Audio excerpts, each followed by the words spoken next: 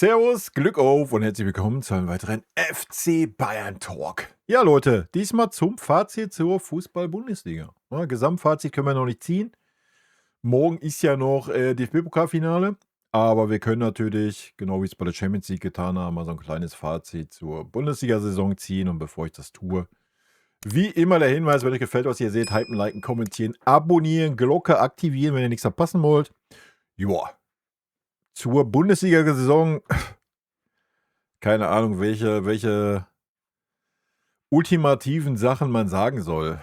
Ja, also wir haben 28 Siege, 5 Unentschieden, eine Niederlage, 89 Punkte, 122:36 Tore. Also mehr Superlativen geht eigentlich gar nicht. Ja, also die eine Niederlage zu Hause gegen Augsburg, ja, das ein oder andere Unentschieden, was vielleicht verhinderbar gewesen wäre, aber ey, 122 Tore in 34 Spielen. Ja, also das hat noch kein Verein auf diesem Planeten geschafft. Ne? Zumindest nicht europamäßig. Alles, was da noch vor uns steht oder alles, was da hinter uns steht, hat bei weitem mehr Spiele wie 34. Ne? In dieser tollen Torrekordtabelle, wo wir jetzt auf Platz 2 sind. Real Madrid hinter uns mit einem Tor weniger, hat, glaube ich, auch 4 Spiele mehr gehabt. Ja, mehr Superlativen kannst du gar nicht sagen. Ja? Also eine überragende Bundesliga-Saison und vor allen Dingen auch jetzt für mich persönlich, da hat natürlich jeder ein bisschen anderen Geschmack. Ich persönlich habe die Spiele bis auf 2, 3 Ausnahmen alle genossen. Ja, das waren alles, ja, ich meine, wir haben 122 Tore in 34 Spielen. Ja. Also, über was reden wir? Ist doch klar, dass die Spiele unterhaltsam sind, ja. Zumindest wenn man auf Tore steht im Fußball. Der eine oder andere steht vielleicht auch lieber darauf, dass eine Null steht. Ich habe keine Ahnung. Ich habe es ja schon immer gesagt, ich gucke mir lieber ein 5-3 an wie ein 2-1. So, ja. Aber das muss jeder für sich wissen. Und von daher hat mir persönlich der Fußball diese Saison sehr, sehr gut gefallen. Ja. Natürlich, unsere 3 Spieler da vorne, 3,5, wenn man Serge und Lenny mit reinnehmen, die da vorne natürlich auch, ja, den größten Anteil daran haben, dass wir diese Tore geschossen haben. Ja, wenn man sich die Entstehung der Tore anschaut, ist schon vieles auf diese 4, 5 Spieler zurückzuführen. Das ist schon wild, ne? Und das ist schon sehr, sehr stark. Und wir sind natürlich verdient Meister. Waren früh Meister. Ja, es wäre wahrscheinlich noch früher gegangen, aber wir haben nicht einen, nicht einen, nicht einen, ich wiederhole es nochmal, nicht einen Gegner auf Augenhöhe gehabt in der Bundesliga. Kein Dortmund, kein Leipzig, kein Stuttgart, kein Hoffenheim, kein Leverkusen, schon gar nicht Frankfurt, Freiburg. Freiburg vielleicht noch am ehesten, die mal dran waren. Wir sind der Bundesliga leider enteilt. Ich denke, das kann man so festhalten. Mit dieser Mannschaft sind wir definitiv der Bundesliga enteilt. Ja. Ich wüsste nicht, keine Ahnung, wer da ansatzweise irgendwie auf Augenhöhe dagegenhalten sollte die kommenden Jahre. Ja, ich weiß es nicht. Schwierig. Also klar, bei uns steht auch der ein oder andere Umbruch noch an. Ja, da muss man mal schauen. Ich will jetzt gar nicht zu weit in die Zukunft schauen, aber du müsstest ja schon 'n Gegner haben, sowas wie Dortmund, was wirklich dann super konstant ist und ihre ganzen Spiele gewinnt. Und dann müssten die auch gegen uns noch punkten. So, ja? Also, den Vergleich müsste man ja standhalten gegen uns. Also, schwierig, schwierig, schwierig. Ja, es wird natürlich interessant, ob wir, ja, wie immer die Motivation haben. Ich meine, was ist jetzt seine Motivation fürs nächste Jahr? 123 Tore oder was ist jetzt die Motivation, ne? Du hast den Rekord geholt von Real Madrid. Du bist überragend Meister geworden. Klar sind Profifußballer natürlich hat der eine oder andere einen gewissen Hunger. Ähm, Dem einen oder anderen Spieler ist das wahrscheinlich aber auch Wurst, was die Bundesliga anbelangt. Der schielt vielleicht eher noch mal auf die Champions League. Ähm, Könnte natürlich ein Faktor werden für die kommende Saison, aber darum soll es ja jetzt auch gar nicht gehen in dem Video, ja. Also, diese Saison in der Bundesliga war überragend. Punkt. Ich habe keine anderen Worte. Klar, wir könnten uns jetzt daran aufhängen, oh ja, in 34 Spielen 36 Gegentore. Drauf geschissen, Alter. So, ja. Ich meine, wir können uns auch mal da zu Genüge führen, die Tabelle mal reinziehen, ja. Also, wenn da 122:36 stehen im Torverhältnis von +86, dann braucht sich keiner hinstellen und sich an irgendwelchen Gegentoren hochziehen, Alter. Na, da hätten wir noch mal 30 Gegentore kriegen können, und hätten immer noch mit Abstand das beste Torverhältnis. Ja, wenn man mal sieht, dass Dortmund dahinter kommt mit 50 Differenz weniger. What the fuck? Ja, und mit 52 weniger geschossenen Toren. Also, über was reden wir, ja? Also, ja, unsere einzigste Niederlage haben wir natürlich dann auch noch zu Hause bekommen, ne, gegen Augsburg. Ja. Ist natürlich ein bisschen schade. Ähm, ja, aber ansonsten überragend. Ja, gehen wir's durch. Hier, Kicker-Durchschnittsnoten. Meine Noten sehen ein bisschen anders aus, kommen nächste Woche. Erst kommt das Pokalfinale noch.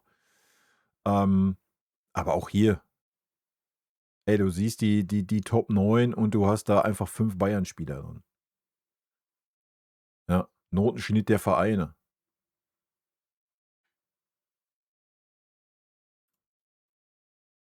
Torjäger. What the fuck? Ja. Ich meine, Luis Diaz und Michael Olise 5.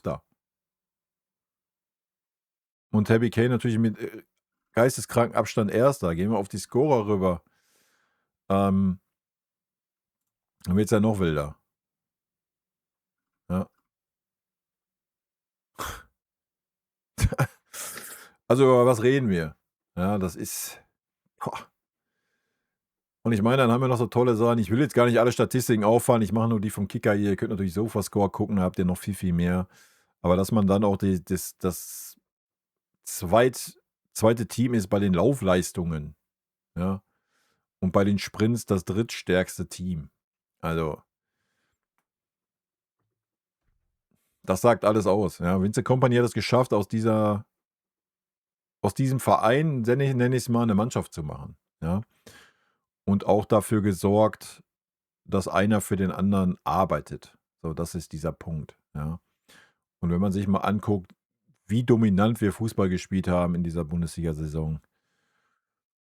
Ja, wir können uns nur selbst schlagen. Das war schon diese Saison so, das wird nächste Saison so sein, das wird wahrscheinlich auch die Saison danach und diese Saison danach so sein.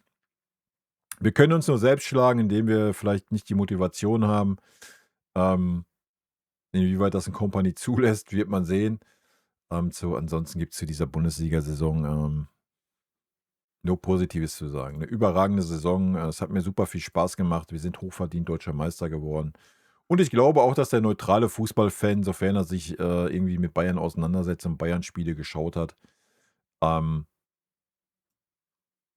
mit Sicherheit sehr, sehr guten Fußball gesehen hat, ja? Und ich glaube, klar, es geht nicht darum, irgendwelche Fans zu gewinnen oder sonst was, ja? Ich meine, ich habe auch den Leverkusen-Fußball unter Xabi Alonso ganz geil gefunden oder Stuttgart letzte Saison, wo ich ein bisschen was gesehen habe.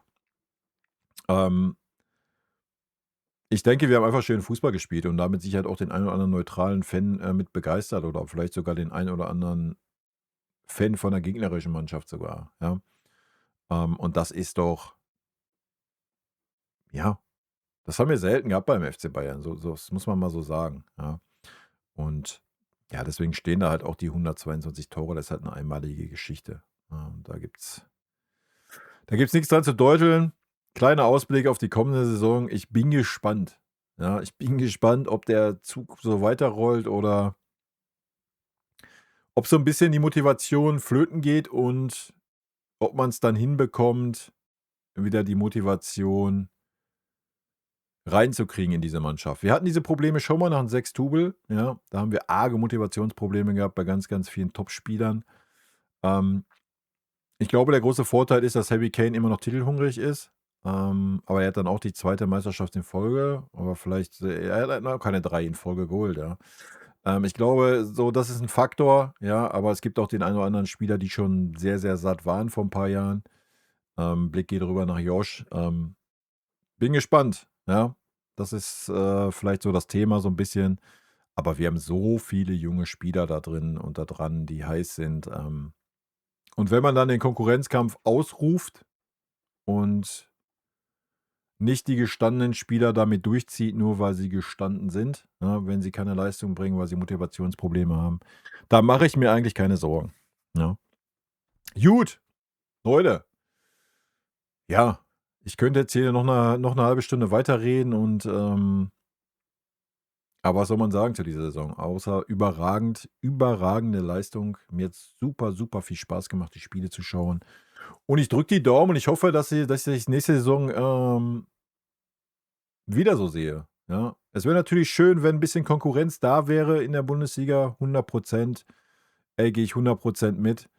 Ähm, sehen tue ich die gerade nicht, ja. Aber da werden wir noch mal 'n bisschen quatschen in dem kleinen Bundesliga-Video, was ich noch aufnehmen werde. Von daher bedanke ich mich für eure Aufmerksamkeit, Leute.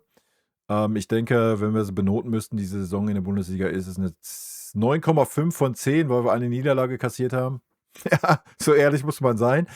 Ähm, aber ansonsten gibt es nichts auszusetzen, Leute. Und ich hoffe, ihr hattet genauso viel Spaß mit dieser Bundesliga-Saison, vom FC Bayern, wie ich es hatte, ne? Und dann sehen wir uns, ja, zu den Saisonfazit-Videos in der kommenden Woche noch mal wieder und dann geht's Richtung Weltmeisterschaft und dann erst wieder zur neuen Saison.